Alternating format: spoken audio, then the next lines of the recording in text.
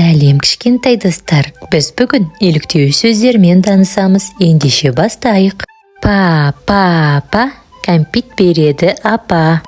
Па, бөтенге есік ашпа. Да, доп ойнайық далада. Да, сары күн бар аспанда. Ма, сыйлық бердім анама. Ма, себетте толған алма. Та, кітап оқыды ата. Та, киімдерім сандықта. Ба, ауылда бар сұр арба.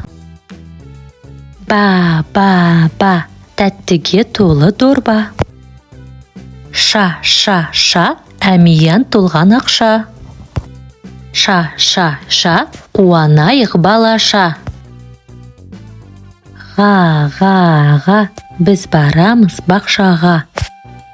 Ға, доп берді маған аға. На, ең жақын жан ол ана.